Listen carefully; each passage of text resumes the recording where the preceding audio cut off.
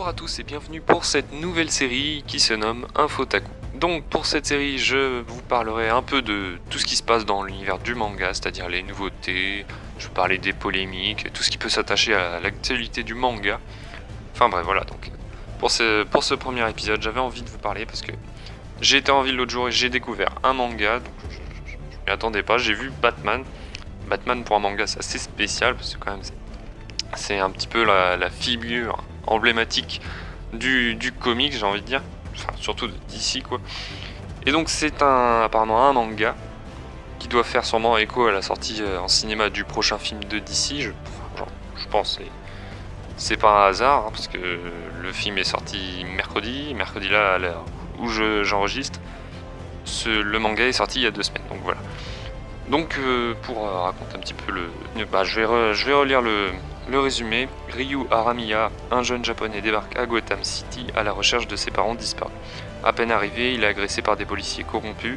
Il doit son salut à l'intervention musclée de l'homme chauve-souris qui lui intime de quitter la ville au plus vite. Car dans l'ombre, le Joker et Lex Luthor forment un plan qui pourrait changer irrémédiablement l'avenir de l'humanité.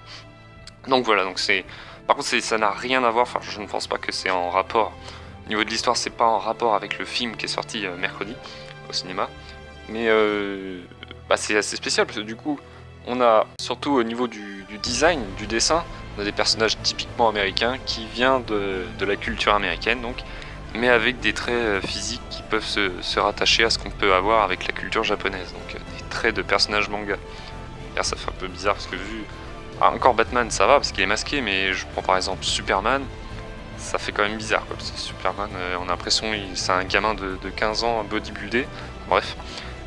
Et donc ce qui peut sembler bizarre au premier abord, mais personnellement je trouve que bon, l'alchimie est là, visuellement c'est pas moche.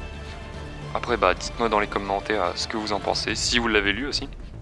Parce que moi du coup j'ai pas lu entièrement le manga, j'ai lu un extrait.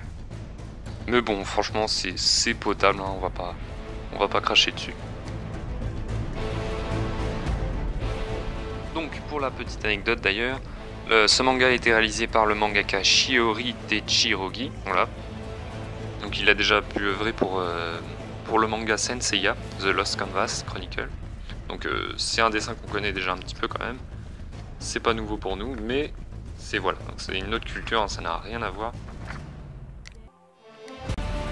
Est-ce qu'on peut facilement comprendre que DC Comics veut étendre ses horizons, donc aller vers la culture japonaise, pourquoi pas, c'est peut-être pas une mauvaise idée on va dire, ou bien l'inverse, hein. Techniquement on peut peut-être comprendre aussi que la culture manga veut s'intéresser aux Américains qui sont habitués à lire des comics mais qui veulent avoir un format différent peut-être, ou un dessin différent, c'est totalement différent. Mais voilà, donc j'attends la suite et tout, je vais le lire, je vais vous dire ce que je vais en penser. Puis moi qui est fan de tout ce qui est manga et à la fois de comics, voilà, c'est la fusion parfaite pour moi. Et c'est sur cette note que je termine cet épisode. Et retrouvez-moi également sur ma série de critiques, n'hésitez pas à aller faire un tour sur les autres vidéos de la chaîne. A plus!